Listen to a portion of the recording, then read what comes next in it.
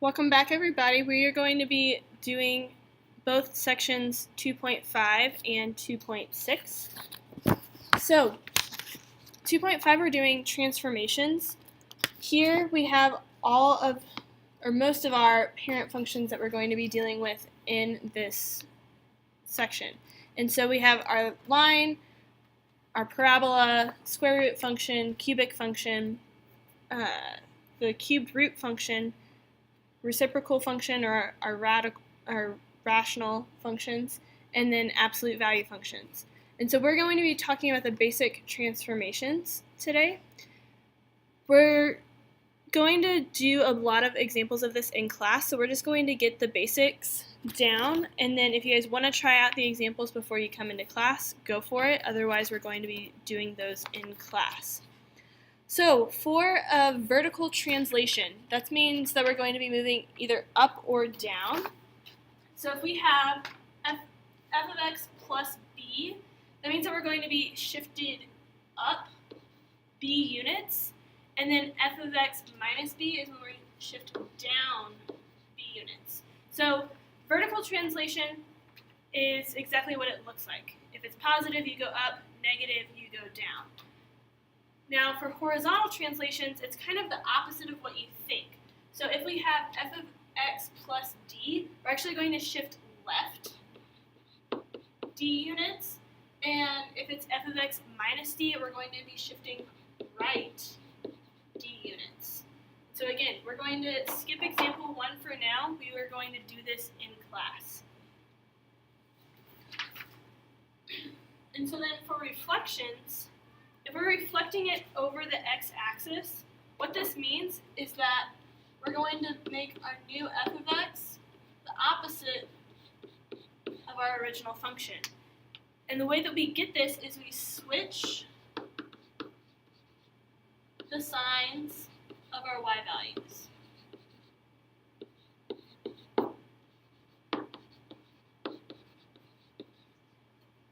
And so then if we want to reflect over our y-axis, we're going to be switching our x values, and so f of x is going to look like f of negative x. And this again means that we're switching the signs of our x values.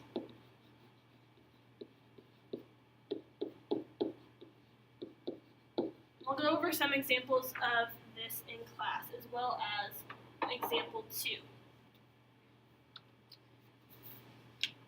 So then with vertical stretching and shrinking, again, vertical acts the way that it looks. And so if we have a times f of x, if the absolute value of a is greater than 1, we are going to be stretching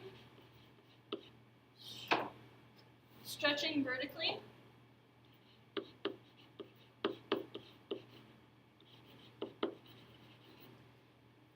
And then if our a value is between 0 and 1, then that means that we're going to be shrinking.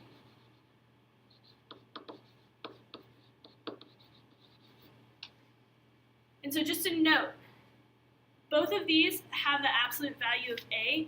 If a is less than 0, so if a is negative, that also means that we're going to have a reflection. So we're also going to reflect it over the x-axis. And so we obtain our y-coordinates whenever we're vertically stretching or shrinking by multiplying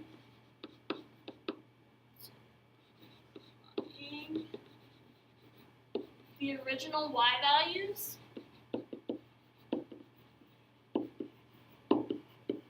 by a. And so again, we'll talk about some practical examples of this in class. And so if we are doing a horizontal stretching or shrinking, this again, horizontal is kind of the opposite of what we would think. So if we have f of c times x, if c is greater than 1, this means that we're going to be shrinking it horizontally. And then if our C value is between 0 and 1, this is actually meaning that we're going to be stretching it horizontally.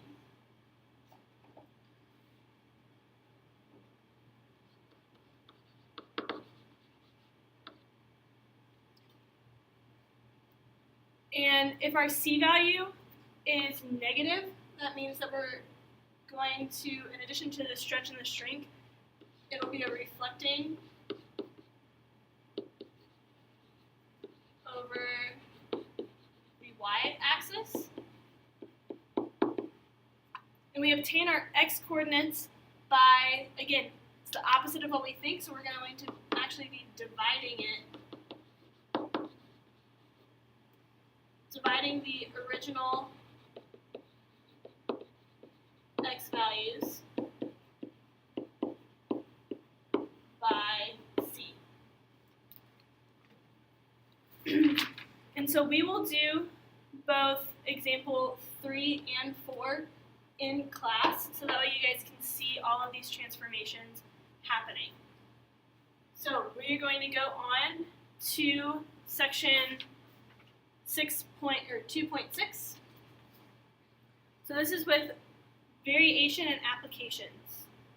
And so direct variation means that we have y equals kx, or f of x equals kx, where this k value is considered our variation constant. And so the way that we will see this is with the phrases y varies directly as x,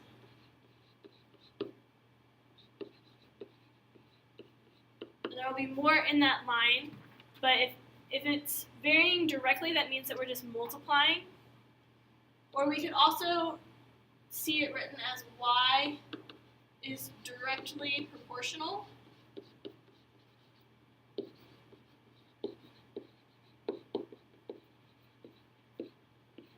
to x. So if we look at example 1, we want to find the variation constant and an equation of variation in which y varies directly as x when y equals 32 and y equals 32 when x equals 2. So we know that our equation is going to look something like y equals x times k. And so we can use these values of x and y to find out what our k is. So we take 32 equals k times 2. So then 16 equals k. So that's our variation constant. But then we still need our equation. And so our equation would be y equals 16x. So once we find our variation constant, then we just plug that back into our equation. And we will do example 6 or example 2 in class. So let's talk about inverse variation. It's very similar, but this means that y is equal to k over x, or f of x is equal to k over x. And so now instead of it varying directly, we would see the words y varies inversely as x, or y is inversely proportional to x. And so again, if we want to find this variation constant and an equation of variation in which y varies inversely as x when y equals 16 and y equals 16 when x is 0.3. So again, we first want to think about what our equation is going to look like, and so since it varies inversely, we know that y is going to be k over x.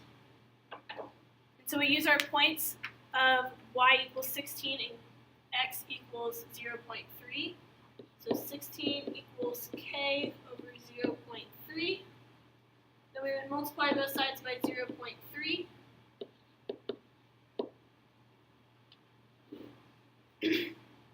So we get that 4.8 equals k. So that's our variation constant. And then our equation would be y equals 4.8 over x.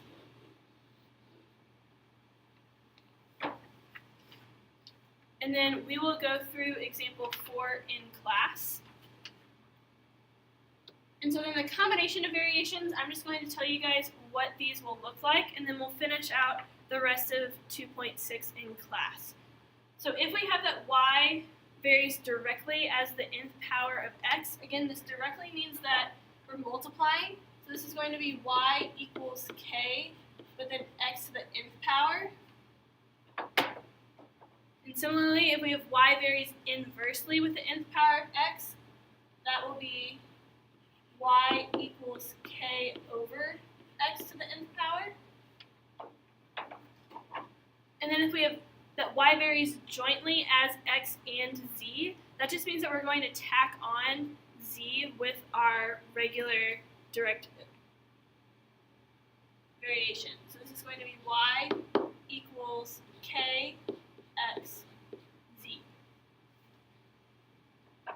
And again, we will finish examples 5 through 8 in class. So I will see you guys in class.